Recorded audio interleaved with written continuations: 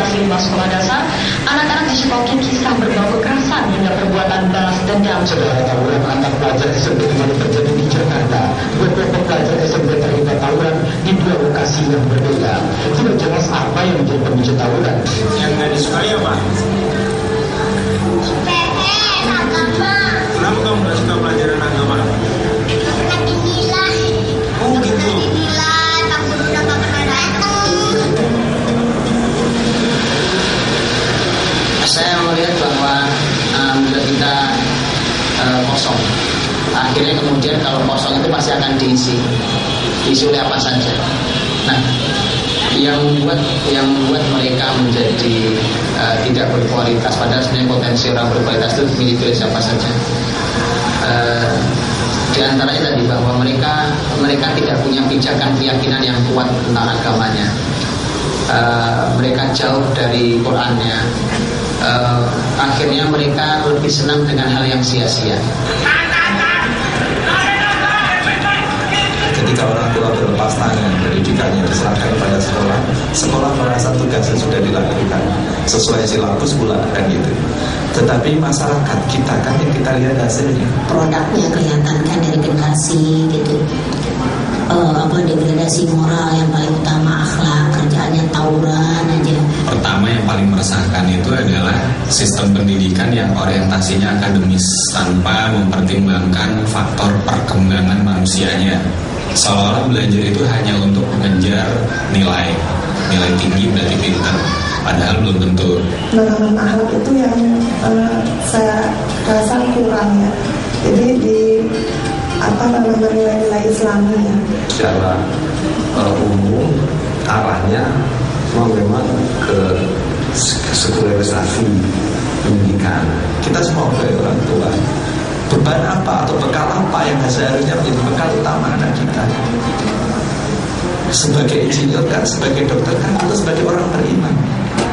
Saya sangat terkesan dengan tulisan Dr. Tariq Suleidan ketika beliau menulis At-Tarikh Al-Andalus, At-Tarikh Al-Musawwar. Di dalam mukadimahnya beliau mengatakan begini, ada salah seorang ulama hari ini yang mengatakan bahwa tidaklah redup bintang peradaban Islam kecuali ketika bintang para artis itu sedang bersinar.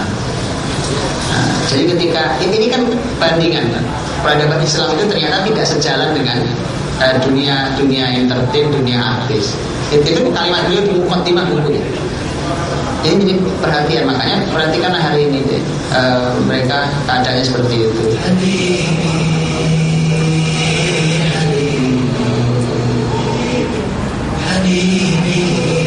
Zaman Nabi itu nanti mengajarkan hal yang umum sebenarnya. Umum itu dalam arti ini, hanya mengajarkan Quran, kemudian dipandu dengan hadis kalimat-kalimat beliau, dicontohkan oleh beliau. Tapi uniknya begitu beliau wafat, dunia ini perlu ahli apa? Madinah punya kurang lebih begitu. Umpamanya dunia ini perlu seorang negarawan, ada di Madinah banyak negarawan. Seorang penegak hukum, Madinah banyak penegak hukum yang luar biasa. Jadi bagaimana gitu? Jadi ini kan dasarnya ketika dimulai dari Quran, dari ilmu Islam, kemudian dibangunlah akidah termasuk karakter iman mereka. Tafadhol.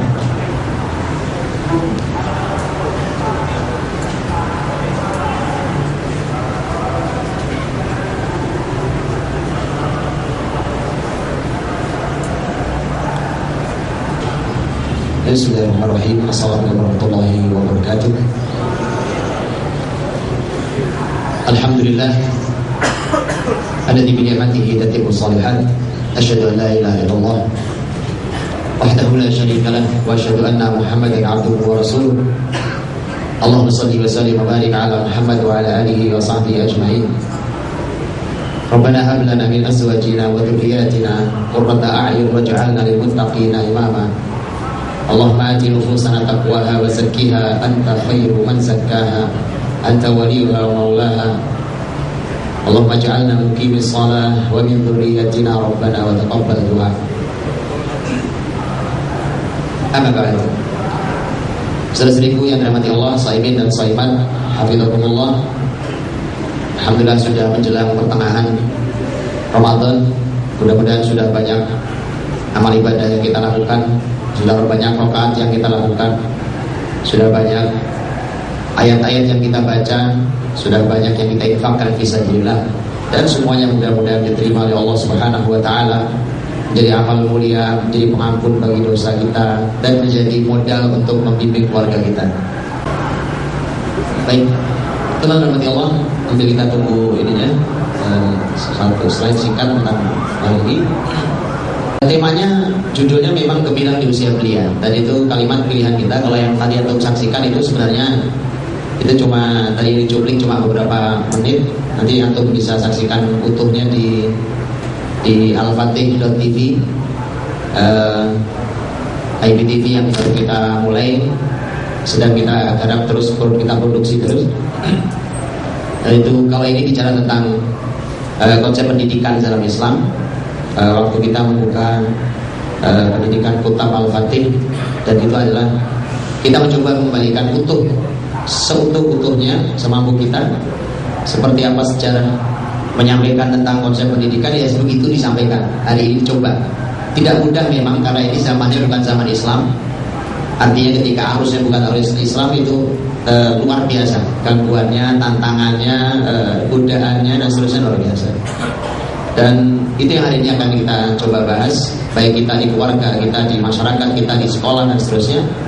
Intinya adalah bahwa melahirkan generasi yang gemilang di usia belia, usia sangat awal.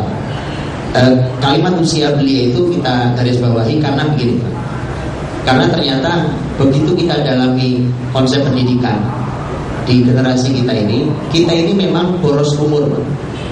Kita ini sangat boros umurnya. Coba hitung saja, langsung aja deh, kita lompat di usia lulus S1 deh. Lulus S1 berapa umur kita, Pak? Umur kita umpamanya kisarannya, hitunglah yang standar umpamanya 20 berapa? 22 ya, 21 deh gitu. Oke, 22 deh itu. Ya. Itulah usia kita umpamanya 22 tahun umpamanya. Nah, ketika umur 22 tahun kita S1, apa yang sudah bisa kita lakukan, Bang? Rata-rata anak S1 itu ya berpikir untuk lanjut S2. Kalau tidak, dia nyari kerjaan, ya. Atau kalau bapaknya punya perusahaan, dia mungkin sudah mulai masuk ke secara lebih serius ke perusahaan bapaknya. Atau kalau dia mulai usaha, dia baru memulai usaha. Saya ingin kita membandingkan zaman ini dengan zaman kebesaran Islam dulu. Dan ini kesalahan fatal. Maka ketika saya katakan gini, kalau ada yang mengatakan sampai hari ini bahwa zaman ini dengan zaman dahulu konsepnya harus berbeda, itulah kenapa kita tidak pernah maju. Kita ini Muslim kan? Kita ini bangsa punya pijakan sangat kuat. Kita ini Muslim. Kita bukan Yahudi, kita bukan Kristen, bukan Hindu, bukan Buddha. Hari ini kita perlu tahu, peradaban pijakan hari ini ada pijakannya, tetapi bukan Islam. Semua konsep. Boleh tanya orang-orang yang bicara bidang ekonomi, ada pijakannya apa tidak? Ada. Konsepnya siapa gitu, masih ada. Jadi ada pijakannya. Dan itu semua bisa jadi kadang-kadang sesuatu itu memang berbasis tentang kadang hanya pengalaman, kadang-kadang kitab suci. Jadi kemudian ketika kita ditipu oleh zaman dan kemudian kita mengatakan bahwa hari ini pijakan kita, pijakan yang kita hari beda, Pak. Zaman sekarang kan sudah banyak teknologi canggih, zaman dulu apalagi zaman Nabi, zamannya cuma zaman unta, padang pasir, korma gitu ya. Jadi gak ada apa-apa, berbeda dengan zaman sekarang. Para ahli sejarah, Pak, para ahli sejarah Islam, dan itu bahkan diyakini oleh bangsa manapun, termasuk Yahudi. Termasuk Yahudi yang memimpin peradaban hari ini, Pak. Itu meyakini betul bahwa sejarah itu sesuatu yang berulang kembali. Konsepnya konsep yang harus bisa diterapkan. Maka itulah yang mau kita coba menggali, ya. Kita coba gali sedikit tentu dengan waktu kita. Bagaimana hal ini bisa terjadi? Bagaimana Islam ini dengan usia yang sangat awal itu bisa mendapatkan generasi-generasi yang luar biasa. Bahwa ini saya ingin berikan rangkaian usia, Pak. Saya berikan rangkaian usia. Bahwa di usia tadi, usia 22 kita baru lulus S1 gitu ya. Sementara di dalam sejarah Islam usia segitu itu usia yang bukan cuma baru lulus S1, Pak. Boleh lihat sepanjang sejarah dari mulai zaman Rasulullah SAW terus berjalan sampai zaman kebesaran Islam yang terakhir, yaitu zaman Turki Utsmani. Itu sama, Pak. Ketika sistemnya masih diterapkan sama, hasilnya masih sama. Kita ini adalah merupakan mata rantai yang putus dari Islam. Setelah jatuhnya Turki Utsmani itu, maka kita putus dari semua kebesaran Islam dan ajarannya, sehingga putus pula hasilnya. Mari saya tunjukkan. Kalau zaman Rasul, kita lompat-lompat dari zaman ke zaman, Pak. Zaman Rasulullah SAW, zaman Rasul boleh dihitung. Kalau yang paling sering kita dengar, Usamah bin Zaid radhiyallahu anhu, itu diutus Nabi untuk menghadapi pasukan Romawi. Romawi saat itu negeri terbesar di samping Persia. Usianya baru 18 tahun. Cari hari ini di mana ada militer mengeluarkan anak usia 18 tahun keluar jadi jenderal lapangan perang. Hanya Islam yang bisa melakukan itu. Tapi perlu ketahui, ini bukan hal yang dulu dan tidak pernah terulang. Sepanjang sejarah Islam terus terulang. Karena jauh dari itu, Usamah bin Zaid saat itu diutus Nabi tahun 11 Hijriah. Tahun 857 Hijriah, itu kalau Masehi sudah tahun 1453. Tahun 1400, tahun abad 15, ya. Itu Muhammad Al-Fatih usianya 22 tahun saat memimpin langsung penaklukan Konstantinopel. 22 tahun. Jadi itu memang begitu. Begitu seterusnya. Kalau kita bicara tentang, kalau tadi seorang panglima perang, itulah kita bicara sekarang ilmuwan. Seorang ilmuwan. Ketika Umar bin Khattab di zaman Nabi dan para sahabat, Rasul wafat, Umar menjadi khalifah. Umar menjadi khalifah tahun 13 sampai 23 Hijriah. Waktu menjadi khalifah, kemudian Umar tentu perlu staf ahli, Pak. Banyak sekali staf ahlinya. Yang paling mengherankan adalah ketika Umar mengangkat seorang anak usia 15 tahun menjadi staf ahli negara. Mana ada Umar berani bertaruh, bahkan Umar pertaruhkan anak 15 tahun itu di hadapan orang-orang cerdas di zaman itu. Di zaman Umar itulah Persia Romawi tutup. Dua peradaban terbesar di muka bumi tutup zaman Umar. Staf ahlinya salah satunya anak usia 15 tahun. Tetapi ini didikan Rasulullah SAW, Abdullah bin Abbas radhiyallahu anhu. Nanti bagaimana melahirkannya kita lihat, Pak. Begitu bisa diulang dan sederhana. Karena ciri khas konsep Islam sesuai dengan kalimat Quran, yuridullahu bikumul yusra wala yuridu bikumul usra. Allah menginginkan kemudahan, tidak menginginkan kesulitan. Atau bahasa Rasul, inna hadzal din yusr. Sesungguhnya agama ini mudah. Jadi konsep Islam itu semuanya sejalan dengan konsep itu. Tidak berbelit-belit, tidak ribet, tidak susah, tidak. Semuanya mudah. Nanti soal di belakang. Kita lanjutkan sedikit. Jadi kalau Abdullah bin Abbas radhiyallahu anhu 15 tahun mulai diangkat menjadi staf ahli di kenegaraan. Itu luar biasa. Bahkan sejarah mengatakan justru ketika ada masalah-masalah berat yang sedang dihadapi Umar justru bertanyanya kepada staf ahlinya yang satu ini, yang umur 15 tahun. Ini kan memang sangat mengagumkan. Itu bukan hal yang terjadi sekali dan selesai. Kalau sekali selesai itu keajaiban namanya, Pak. Gak bisa ditiru, bukan konsep berarti. Berjalanlah terus ke sini. Kalau kita kenal nama orang besar Imam Syafi'i rahimahullah itu persis sama. 15 tahun kurang lebih dia sudah duduk menjadi seorang mufti. Mufti, Pak. Mufti itu kurang lebih, kalau di Indonesia nggak ada mufti ya. Mufti yang memberikan fatwa resmi di negara gitu, di Indonesia nggak ada.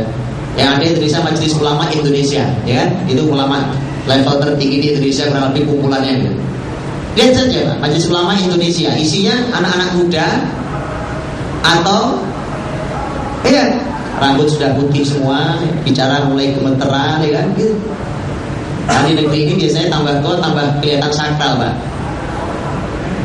Yang rumit kalau modalnya hanya karismatik, itu rumit, Pak. Dulu disebut ulama itu modalnya harus ilmu dan kesolehannya. Imam Syafi'i sama, Pak. 15 tahun usianya itu luar biasa. Jadi beliau dengan usia sebelum 20 tahun terus gitu, sebelum usia 20 tahun, Masya Allah, sama kayak Abdullah bin Abbas, duduk sebagai seorang mufti. Padahal Syafi'i rahimahullah itu beliau meninggal tahun 204. Jaraknya tadi Abdullah bin Abbas jadi staf ahli tahun 13 Hijriah. Ini tahun 204. Begitu terus zaman bergeser terus sama Pak. Sama terus zaman bergesernya. Terus sampai pada masa akhir Turki Utsmani pun sama. Selama Islam masih dijalankan, usia-usia belia itu masih terus didapatkan. Oke, itu ilmu agama. Bicara ilmu umum deh Pak. Ilmu umum sama Pak. Sama. Siapa yang bilang kalau ilmu kedokteran itu rumit? Kita. Betul ya? Kan kita yang bilang ilmu kedokteran itu rumit. Makanya kalau kita punya anak pintar hari ini kita pikirkan masuk ke mana? Fakultas kedokteran. Lihat dokter ternama legendaris di dunia muslim dan di non muslim. Di antaranya Ibnu Sina, Az-Zahrawi, gitu ya, nama-nama itu, Ibnu Nafis dan seterusnya. Lihat nama-nama itu Pak. Kapan Ibnu Sina menjadi seorang dokter terkenal, bahkan menjadi resmi dokter negara? Umur 17 tahun. 17 tahun Pak. Itu sudah mengalahkan semua pamor dokter-dokter yang sudah tua. 17 tahun. Karena saat itu sang khalifah sakit, kemudian tidak ada yang bisa menyembuhkan, dan Ibnu Sina yang datang, kemudian yang memberikan obat dengan izin Allah sembuh. Begitu seterusnya. Dan sampai hari ini ilmunya masih hidup, ya, terlepas dari pendapat akidah Ibnu Sina yang dipermasalahkan oleh sebagian ulama. Hadirin dirahmati Allah SWT. Jadi silahkan ambil contoh manapun, usia itu kisarannya itu Pak, 20 tahun. Sudah harus jadi dengan prestasi, sudah prestasi seperti yang saya sebutkan tadi. Oke, sekarang kita bicara pejabat Pak. Tadi kan udah lewat macam-macam pejabat ya. Bicara pejabat sama Pak. Bicara pejabat itu sama. Subhanallah, lihat perhatikan. Umar bin Abdul Aziz jadi gubernur umur 23 tahun.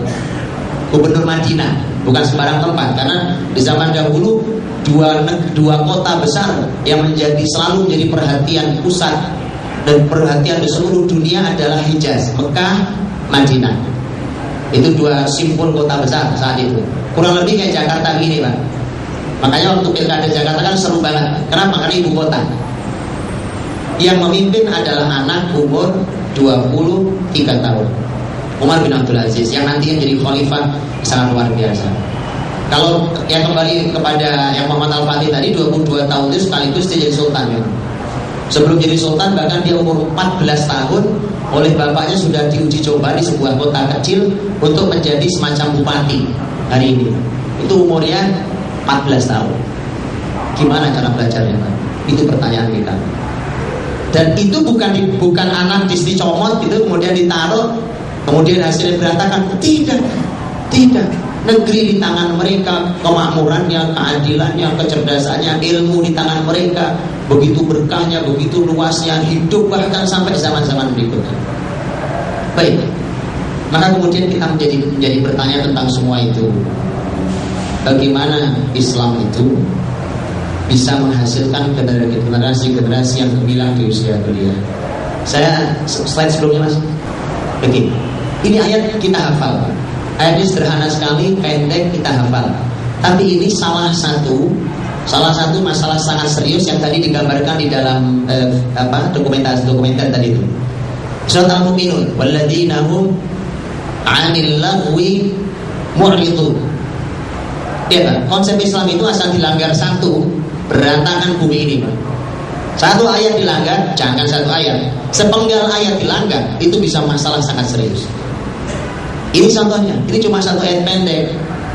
Padahal kita dalam Quran ada 6.000 ayat lebih. Langgar nih satu ayat, masalah di dalam konsep pendidikan juga sama. Konsep pendidikan keluarga kita, pendidikan sekolah segala macam sama. Orang-orang yang menjauhi hal yang sia-sia. Ciri orang beriman adalah orang-orang yang menjauhi hal yang sia-sia. Jadi kita standar. Ayatnya sering kita dengar, pembahasannya sering kita dengar, sampai akhirnya hambar. Tapi dalam aplikasinya sangat bermasalah. Tadi kemarin kita lihat, perhatikan pokoknya kurikulum anak-anak kita. Saya kasih contoh, ini tingkat level pendidikan, bahkan pendidikan manapun. Di negeri ini pokoknya bisa kita ambil contoh langsung yang keseharian. Umpamanya ada sekolah yang masih mengajarkan tentang apa ya namanya pelajarannya, semacam seni budaya. Seni budaya Pak.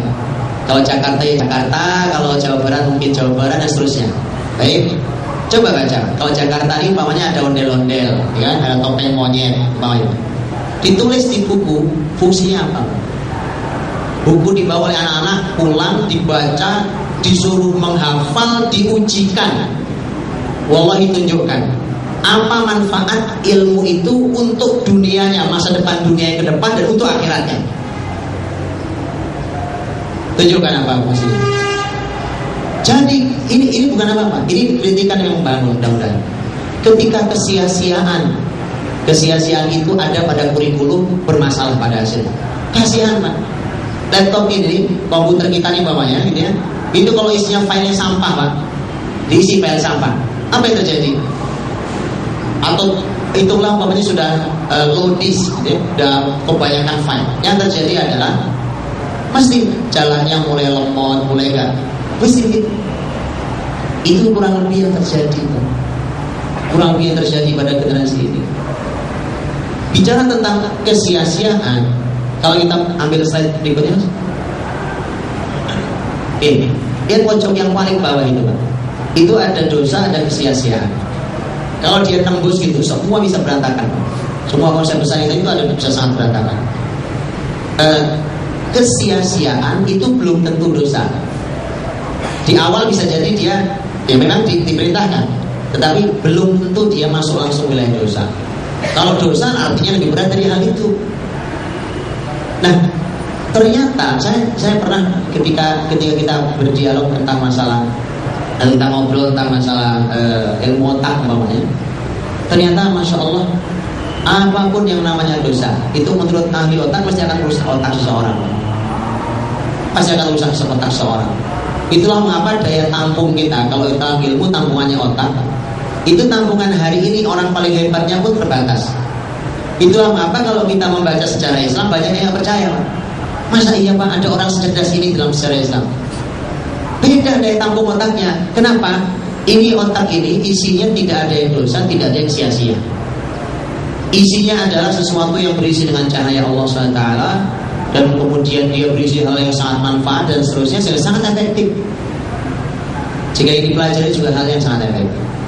Jadi kesia-siaan itu ternyata menjadi masalah pertama yang ada yang disodorkan oleh setan, dan kemudian terjadi dalam berbagai macam bentuknya. Dalam semua hal polanya adalah pola kesia-siaan. Baik, ini cuma ringkasan saja, gambaran ringkasan saja. Saya lihat Mbaknya begini, ketika kalau kita lihat garis yang paling atas bicara tentang qudwah hasanah, dan yang paling bawah garisnya adalah doa. Ini kan dua hal yang sepanjang kita masih hidup, ini dua hal yang harus jadi real, sejalan gitu Pak. Nah, sekarang begini, kita ini hari ini secara ilmu diajari langsung atau tidak langsung, sampai kita ini juga kadang-kadang mengiyakan, mengizinkan begini. Dan ini kesalahan.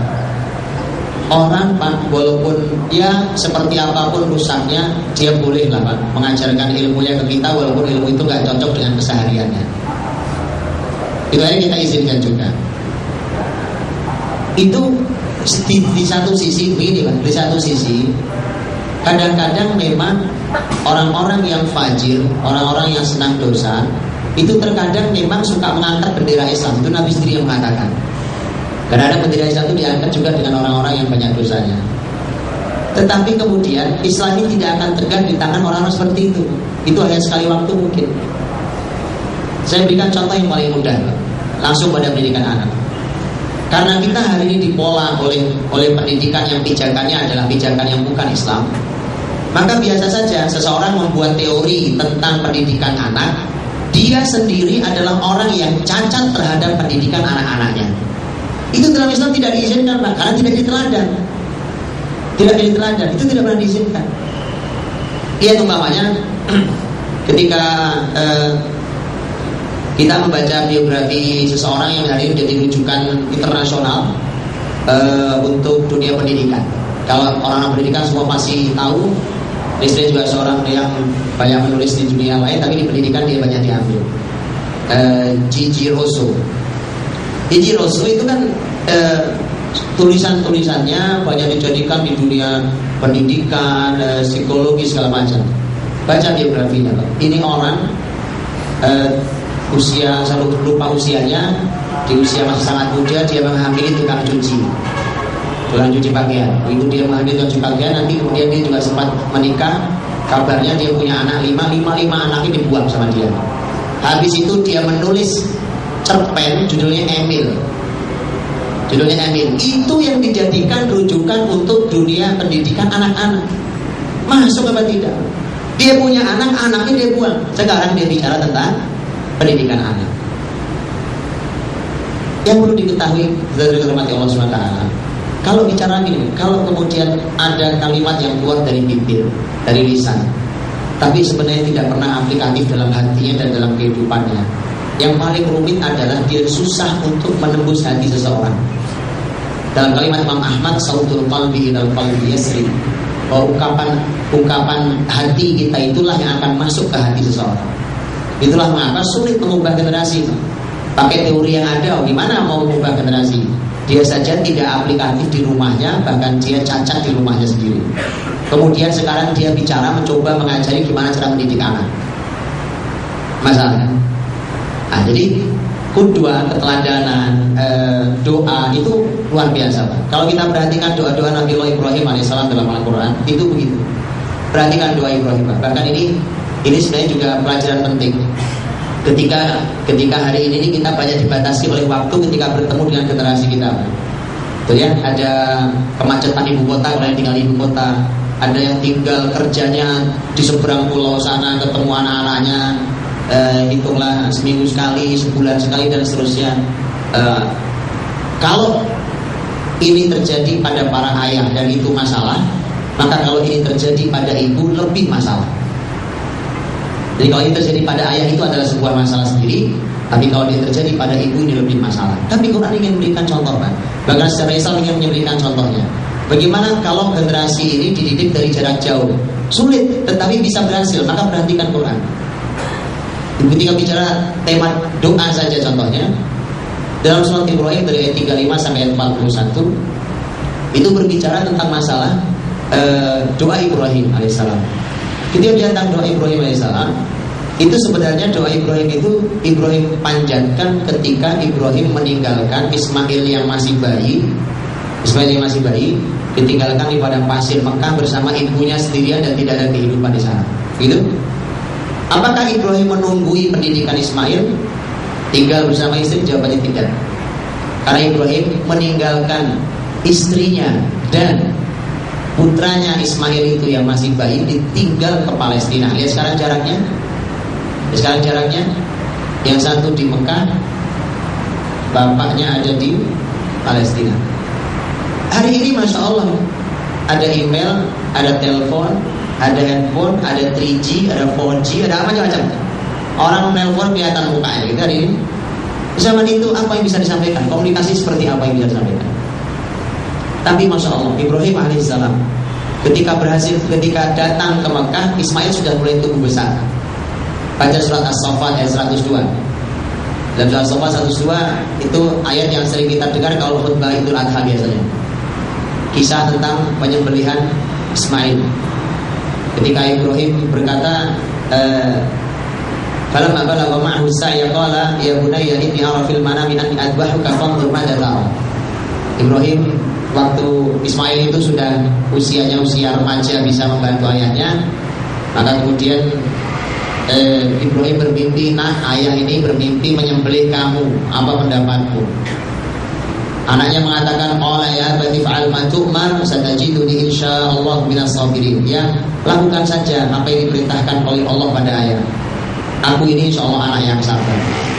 Anak usia masih sangat muda, remaja, kalau hari ini bahasa kita, sudah seperti itu jawabannya, kita sepakat di anak soleh. Bahkan di Al-Baqarah 124-129 itu bicara Ibrahim bangun Ka'bah dengan Ismail. Wa yarfa'u Ibrahimul qawa'ida minal baiti wa Ismail. Rabbana taqabbal minna innaka antas samiul alim. Baik, Pak. Bagaimana? Jadi Ibrahim itu datang ke Mekah itu sudah beres hasilnya, Pak. Sudah terima beres dari istrinya. Gitu? Yang begitu contoh dalam sejarah ada banyak contohnya. Ya, tetapi ini kasusnya biasanya bapaknya terus dikawal ibunya. Makanya saya katakan kalau ini terjadi pada ayah maka akan masalah. Terjadi pada ibu lebih masalah lagi. Walaupun ada contohnya karena Umar bin Abdul Aziz rahimahullah itu juga dilahirkan oleh bapak ibu yang jauh dari Umar bin Abdul Aziz masih kecil. Karena Umar bin Abdul Aziz di Madinah, bapak ibunya di Mesir. Jadi ada jarak juga yang cukup lumayan jauh. Tapi memang berhasil. Nah, pola-pola ini harus kita pelajari, kita lakukan. Di antara yang menjadi tugas yang paling penting adalah doa tadi, Pak. Karena lihatlah bagaimana Ibrahim berdoa, panjang doa Ibrahim. Setiap kita ketemu tentang Ibrahim, isinya doa, dalam Quran isinya doa gitu. Nah, cuma cerdas berdoa, banyak berdoa itu perlu dipelajari sendiri. Bisa tentang keteladanan juga demikian, ya. Kalau Rasul mengajarkan kelembutan, Pak, Nabi demi Allah tidak pernah memukul sekalipun pembantunya ataupun wanita atau istri-istrinya. Tidak pernah dilakukan Nabi SAW. Makanya kalau bicara tentang KDRT harusnya nanya ke Rasul SAW. Karena bisa bedakan membuat undang-undang KDRT umpamanya gitu, kemudian yang membuat orang-orang yang tidak teruji di rumah tangganya. Maka itu qudwah hasanah itu di rumah kita itu, saya kira kita sudah sering mendengarkan hal itu. Sekarang mulai bicara tentang konten pendidikannya, Pak. Jadi kita bicara tentang konten pendidikannya. Apa yang harus kita lakukan tentang konten pendidikan? Ada tulisan di sana, ada iman utama, ada Al-Quran, ada ilmu dasar Islam, ada ilmu agama, ada ilmu non-agama. Ini sebenarnya berdasarkan hadis, berdasarkan kalimatnya sahabat Nabi SAW, Jundub bin Abdillah radhiyallahu anhu, yang mengungkap tentang konsep rahasia kebesaran dari para sahabat Nabi. Gimana cara Nabi didiknya? Ini diriwayatkan oleh Imam Ibnu Majah dalam sunannya, hadis sahih. Jundub bin Abdillah al-Bajali radhiyallahu anhu mengatakan bahwa kunna fityan hazabira 'inda Nabi sallallahu alaihi wasallam fata'allamna al-iman qabla an nata'allama al-Qur'an. Fata'allamna al-iman fazdadna bihi iman. Fata'allamna al-Qur'an fazdadna bihi iman. Kami waktu masih usia sangat muda, masih belia bersama Nabi SAW, kami ini diajari iman sebelum diajari Quran. Iman, Quran. Ketika kami belajar Quran, maka bertambah iman kami. Hadisnya, kalimat ini ada pembahasan panjangnya, Pak. Yang pertama adalah, kalau kita perhatikan, Rasul itu kan menemukan sahabat gitu, menemukan sahabat. Waktu tugas Nabi adalah mengislamkan bumi ini, memimpin bumi ini. Nabi kan dikasih panduan Allah cuma satu kurikulumnya, Quran. Apa Nabi punya kurikulum lain? Gak ada kurikulum lain. Gak ada kurikulum lain. Nabi punya kurikulum Al-Quran saat itu. Yang mengherankan itu, Pak, yang tadi saya katakan di dokumenter tadi.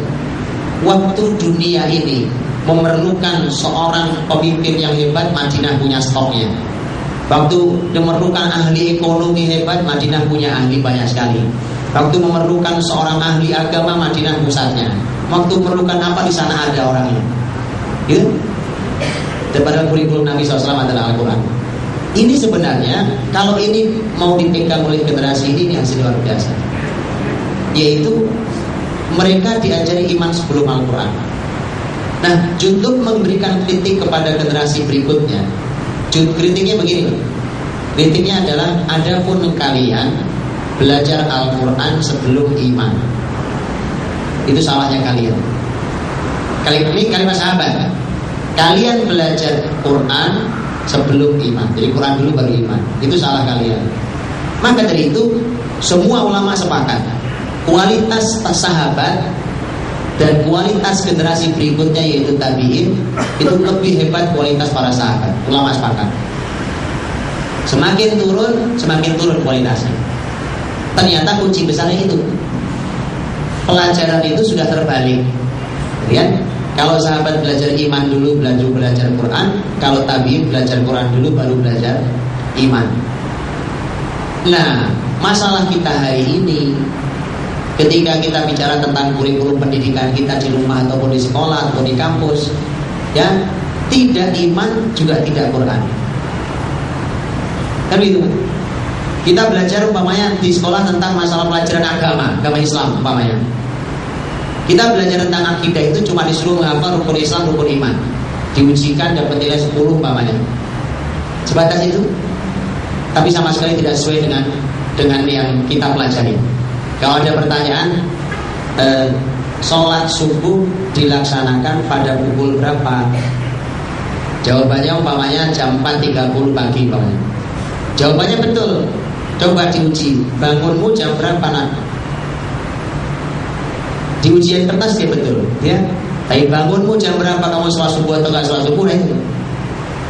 Sehingga tadi ketika nilai di atas kertas itu yang kemudian menjadi ukuran segalanya hari ini, di ukuran pendidikan itu menjadi masalah.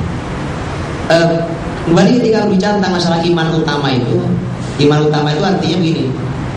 Ketika ditanam oleh Nabi SAW dan Quran menanamkan tentang keimanan itu, Allah ingin mengait semuanya dengan iman pada Allah, iman pada hari akhir. Itu kaitan yang sangat kuat yang sering dipadu baik dalam ayat ataupun dalam hadis Nabi SAW. Itu yang harus sering kita sampaikan kalau kita bicara tentang dialog anak-anak dan orang tuanya umpamanya. Dialog anak dan orang tuanya saya sangat disayangkan, bahkan di kurikulum pendidikan juga sangat disayangkan tidak ada pembahasan tentang iman ini. Maunya ada pembahasan tentang hujan, Pak. Hujan turun nih. Itu hujan turun, ini contoh. Atau kemudian di sekolah ada pelajaran tentang hujan. Pembelajaran di sekolah tentang hujan itu sebatas bagaimana cara hujan itu, proses terjadinya hujan, terus fungsi hujan. Berhenti di situ. Padahal Al-Quranul Karim ingin mengajarkan kepada kita bahwa selain bicara tentang fungsi dan segala macam itu dibicarakan dalam Quran, Al-Quran ingin menyampaikan bahwa seperti dalam surat Qaf, kalau kita buka surat Qaf, kita akan menjumpai cara konsep belajar tentang alam umpamanya sesuai dengan Quran. Wa nazzalna minas samaa'i ma'an mubaraka fa'ambatna bihi jannati wa habbal hasid wan nakhla basiqatin laha tal'un nadid rizqan lil ibad wa ahyayna bihi baldatan maita. Sampai di situ itu fungsi hujan. Kalau prosesnya ada di ayat lain, ini fungsi hujan. Kami turunkan dari langit air yang diberkahi. Baik, kemudian kami tumbuhkan tumbuh-tumbuhan, pohon-pohon, kemudian menghidupkan bumi yang telah mati. Itu fungsi semuanya. Tapi ujung ayatnya itu bukan fungsi. Kadzalikal khuruj. Begitulah kalian nanti dibangkitkan di hari kebangkitan. Apa hubungannya antara hujan hari kebangkitan? Ujung ini yang kemudian sebenarnya nilainya adalah nilai nomor 1. Sebelum bicara ilmu yang lain, sebelum kita belajar komputer, itu adalah ilmu yang di atas seharusnya. Begitulah kalian dibangkitkan. Cuma kan juga perlu keahlian dan perlu ilmu. Bagaimana caranya mengait begitu hujan turun, kita bicara tentang hari kebangkitan, apa hubungannya? Nanti perlu ilmu. Orang tua juga perlu mengetahui ilmunya. Itulah yang ditanam dulu oleh Nabi dengan Al-Quran Karim itu. Setelah itu tertanam kuat dua hal itu, maka mereka punya kontrol yang kuat. Kalau mereka salah, mereka mudah sekali taubatnya dan seterusnya. Setelah itulah mereka dilatih untuk mendekat pada Al-Quran Karim. Sehingga dalam sejarah Islam, rata-rata orang sudah hafal Al-Quran pada usia rata-rata 7-10 tahun. Kembalikan itu, generasi ini akan kembali. Itu belum kembali. Mau Indonesia ini punya muslim ahli di bidang apapun, gak akan pernah memimpin bumi ini dengan Islam. Tidak akan pernah terjadi. Kembalikan itu dulu sebelum yang lain. Kembalikan itu. Buatlah rumah kita ini menjadi generasi kita. Dimanapun mereka sekolah gak masalah. Tetapi mereka adalah generasi yang tadi, generasi yang rata-rata punya target gitu. Ya Pak, kalau 7 tahun kayaknya susah. Oke, jangan 7 tahun kecepatan. Itu yang bisa Imam Syafi'i apa itu bisa. 10 tahun susah Pak. Oke, lulus SD. 12 tahun susah Pak. Oke, lulus SMP deh. Enggak juga. Padahal Quran itu sederhana sekali, Pak. Quran itu sederhana sekali. Ya. Kalau anak-anak didiamkan itu, Pak. Ada lembaga tahfidz Quran itu rata-rata gitu. Asal dia fokus, tidak ada aktivitas ilmu atau aktivitas yang lain ya, gitu ya. Kecuali cuma Al-Quran itu hanya perlu 10 bulan rata-rata untuk menghafal Quran 30 juz. Nah, bicara tentang menghafal Quran, silahkan baca. Sekian banyak manfaat besar ilmu Al-Quran, atau kalau ada Quran dan ada dalam diri kita. Otak luar biasa, kemampuan lisan luar biasa, ketenangan jiwa yang luar biasa. Itu nanti akan ada pada generasi kita semuanya. Jadi bicara tentang Al-Quran Karim, itu memang dimulai dari situ. Dimulai dari mereka menghafal, baru kemudian setelah itu ilmu-ilmu dasar Islam dan berikutnya ilmu-ilmu yang lain. Itu adalah ilmu yang nanti pondasinya adalah pondasi Al-Quran, karena mereka sedang punya Al-Quran Karim. Jadi kalau kita bicara mau begini, kita ingin berbicara tentang apa nih? Itulah tentang alam tadi, tentang alam apa ya? Maka selain kita bicara dari sisi ilmu umum yang hari ini, maka bagaimana Al-Quran menyampaikan hal tersebut tentang ilmu tersebut, maka itu yang kemudian juga harus dipelajari. Nanti dirahmati Allah SWT. Waktu itu sudah habis. Oke, baik. Jadi ketika ini kan berat hal Bang. Kalau tadi dipecah dua yang bawah itu ilmu agama, ilmu non agama itu sebenarnya begini. Ini masalah kita ketika sudah sangat lama dipisahkan oleh sekulerisme. Sekuler ini merusak generasi Islam ini luar biasa. Kesaksian seorang doktor, beliau dekan di salah satu fakultas kedokteran gitu. Beliau mengatakan gitu, saya ini waktu diberikan tugas untuk menggabungkan antara ilmu kedokteran dengan ilmu Islam, jawaban saya, kata beliau, jawaban saya adalah saya ini produk barat, saya tidak kenal dengan Quran. Saya nggak tahu Quran itu isinya apa, ilmu kedokterannya apa yang bisa digali, yang ada paling ilmu umum saja tentang kedokteran. Itu kan masalah sangat serius bagi kita. Sangat serius. Kenapa? Ilmuwan non agama tidak begitu mendalami tentang agama. Orang yang mengerti ilmu agama tidak mendalami ilmu non agama. Itu tugas yang tidak sederhana. Untuk mengawinkan itu sekarang nggak sederhana. Dalam diri satu orang sekarang terkawinkan antara ilmu agama dan non agama. Itu PR besar kita. Maka kalau step ini diikuti akan kembali. Masukkan dulu Al-Qurannya pada mereka, dari mulai membaca, menghafal, sampai bertahap kita mulai mengajarkan isinya. Saat nanti mereka dimasuki ilmu standar agama, ilmu umum, maka kita akan menjumpai nanti mix dalam dirinya. Suatu saat mereka akan menemukan ilmu-ilmu baru dari Al-Quran Al-Karim, berbasis ilmunya. Umpamanya ketika bicara tentang dunia kedokteran gitu, dia akan menemukan ilmu-ilmu kedokteran baru yang bahkan hari ini ilmu kedokteran secara umum menyerah, seperti yang dilakukan oleh seorang dokter spesialis dari Yordan, Dr. Jamil Al-Qudsi. Dia sudah melakukan penelitian terhadap Al-Quran selama 10 tahun. Dia teliti ayat-ayatnya, kata per kata dia teliti, sampai dia menemukan banyak sekali resep-resep Qurani. Dan itu yang oleh dia diakui sebagai bahwa ini ilmu yang di dunia kedokteran sangat luar biasa langkanya.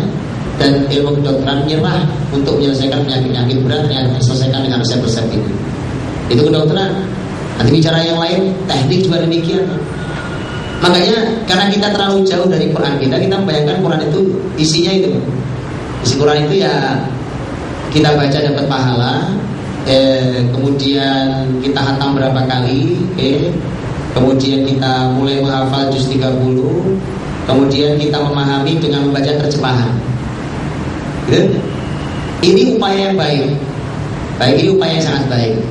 Tetapi berhenti di situ bukan itu dapat. Kita nggak akan dapat kalimat hudal lil muttaqin atau hudal linnas wa bayyinat minal huda wal furqan. Nggak dapat kalimat petunjuk bagi manusia, nggak ada. Karena membaca terjemahan itu kita hanya akan dapat ya kita pahami sesuai dengan terjemahan. Tapi kalau kita tidak mempelajari langsung dari sumber ilmu tafsirnya, di mana mereka para ulama akan menggali sampai detil huruf dalam Quran, dan di situ kadang tersembunyi ilmu yang luar biasa bagi solusi hari ini. Kalau itu tidak dipelajari, kita nggak akan dapat. Untuk bisa menggali Quran sedalam itu kan berarti otomatis tidak mungkin ketika bukan orang-orang yang akrab dengan Quran. Mustahil. Nah, lebih hebat lagi adalah kenapa mereka bisa gemilang di usia belia, kan? Masya Allah, anak-anak yang punya Quran dalam otaknya, dihafal, apalagi insya Allah hafal 30 juz.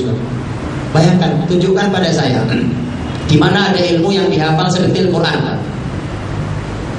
Kalau ada seorang ahli hukum pidana umpamanya, menghafal kitab undang-undang hukum pidana, apakah dia menghafal kata per kata, huruf per huruf, koma per koma? Enggak, Pak. Yang dia pahami adalah maknanya. Pasal sekian, ayat sekian, kurang lebih maknanya begini. Ini pelanggaran, hukuman sekian, gitu. Quran tidak boleh maknanya. Menghafal Quran itu bukan hanya kalimatnya, bukan hanya katanya, harokatnya nggak boleh salah. Gitu, ya kan? Kalau kita membunyikan ta'lamun, tidak boleh kita bunyikan ti'lamun. Gitu? Kalau ada titik di mana nggak boleh berhenti, kita tahu di situ nggak boleh berhenti. Titik komanya kita tahu. Di mana berakhirnya ayat, kita tahu berakhirnya ayat. Bayangkan otak sedetil itu, ibarat pisau yang telah diasah demikian luar biasa, maka mudah saja. Untuk apapun ilmu yang lain sederhana sekali. Itulah mengapa sebenarnya orang-orang yang menghafal Al-Quran itu punya potensi itu. Cuma kalau nggak dimanfaatkan ya sayang. Dia punya potensi itu, mudah sekali ilmu yang lain. Itulah rahasia tadi. Siapapun ilmuwan, itulah kalau yang tadi Ibnu Sina 17 tahun sudah jadi dokter, 18 tahun jadi ahli fisika. Itu karena memang mereka hafal Quran dari usia sangat awal, usia 10 tahun sudah hafal Quran. Di selain isinya, mereka sudah Allah berikan cahaya dan itu menjadi sangat tajam bagi otak mereka. Saya kira itu sudah habis waktu saya. Mohon maaf, ini memang hanya sebuah kilasan, tapi setidaknya itulah gambaran besarnya. Bahwa orang tua memang perlu berlatih Pak, untuk mengait semua kejadian yang ada terjadi di sekeliling kita. Kita kait selalu dengan Allah dan hari akhir. Apapun, anak minta permen, anak minta baju, melihat hujan, melihat kambing, melihat apa, mendengarkan suara apa dan segala macam, itu memang harus dilatih. Gimana caranya ya? Memang harus dilatih. Kemudian itu untuk menanamkan iman pada mereka. Kemudian juga bahwa Al-Quranul Karim, ketika Al-Quran itu sesuatu yang dihafal pada mereka, maka itu artinya kita memberikan banyak hal dalam diri mereka. Cahaya, kecerdasan, keahlian, kemampuan, ilmu, dan seterusnya. Kalau Quran ada dalam dirinya. Lalu nanti masuk di level berikutnya, Quran yang sudah dihafal itu memang sudah harus mulai digali sampai mereka akan menguasainya bukan dari terjemahan. Bukan dari terjemahan. Itu sehingga nanti ketika dia ditumpuk dengan ilmu apapun, mau matematika, mau fisika, mau kimia, mau bahasa, mau apapun, maka mereka akan ingin menunjukkan, akan menyampaikan pada dunia suatu saat bahwa masalah yang Anda hadapi ini saya tunjukkan di mana solusinya. Kalau orang bingung mengatasi tentang sebuah ilmu besar di dunia ini dalam semua bidang, sebuah bidang, maka generasi yang sepertinya akan menunjukkan bagaimana cara memperbaiki bumi dengan izin Allah SWT. Sehingga itu Allah SWT, dan Anda bisa kita menikmatnya. Assalamualaikum warahmatullahi wabarakatuh. Waalaikumsalam.